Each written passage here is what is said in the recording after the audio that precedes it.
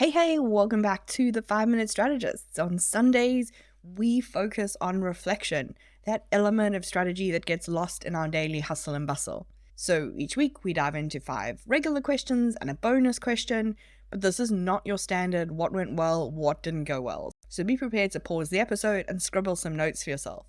The idea is for you to start to identify patterns, spot critical insights, and learn from your successes and failures from the past week. So let's dive in. Question 1. What obstacle did you encounter this week that could impact your performance in the coming weeks? There might have been something specific or a situation that just felt kind of challenging. Maybe something that took a little bit longer than you expected. Maybe there was a conflict with someone. Maybe some self-doubt came knocking. Maybe imposter syndrome moved in at the desk next door. Consider how this affected you at the time. Was it a disruption to your work? Was it a motivation issue? Did it take more time that you wish you'd had to spend on others? Did it show you a lack of resources or some skills or support that's missing? Did it show you something about yourself? Chances are the obstacles that showed up this week are likely to show up again in the future. So thinking now while you're calm and collected about some strategies that could help you overcome that obstacle in the future is going to set you up for success. Okay, question 2.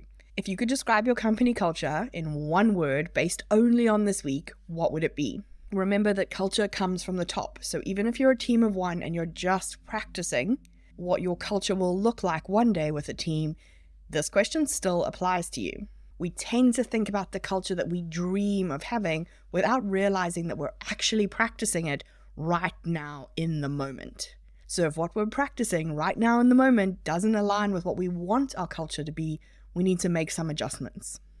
Question 3. Where did you fail this week and what lessons did you learn from the experience? Getting comfortable with the idea that business is about experiment, gather data, adapt, experiment, gather data, takes away the negative connotation about taking risks and trying new things in our business. If we can normalize that there are many little failures all the time in our business, it can help us to not spiral out at our next mistake. Question 4. What feedback or insights did you receive this week, and how can you use them to shape your future strategy? These insights could be from clients or your team, your collaborators, your peers, and they can be in any form. Maybe you got an amazing love note. Maybe someone sent you an email to tell you they were really unhappy. Or maybe a team member mentioned something in passing that you can't get out of your head. What do you want to do about any of that feedback in the coming week? Question 5. Did you use your resources optimally this week? This is a hard one for us to do and get right all the time. You want to think about how effectively you used your team, your money, your energy, and your time this week, and whether you want to reprioritize something for next week. Okay, ready for this week's bonus question? Question 6.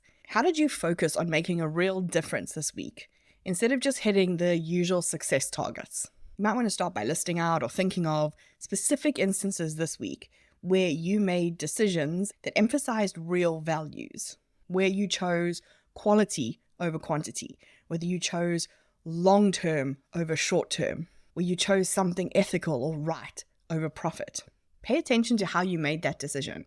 Was it a conscious decision, or did you just naturally pick that path? Or was it that the decision just aligned with your core values and the core values of your business, so it was barely even a decision? We tend to think about whether our week was successful or not based very much on traditional, conventional success metrics, which are often financial. And sometimes, while that might feel like the best thing for the business, it's not always the right thing in the moment.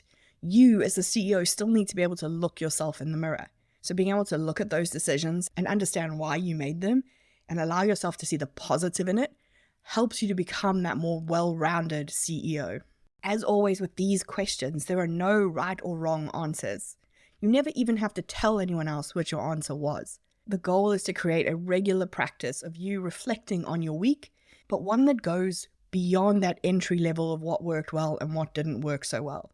One that gives you a strategic view of your business. One that offers you patterns and insights that makes you more proactive and less reactive on the path to growing your business.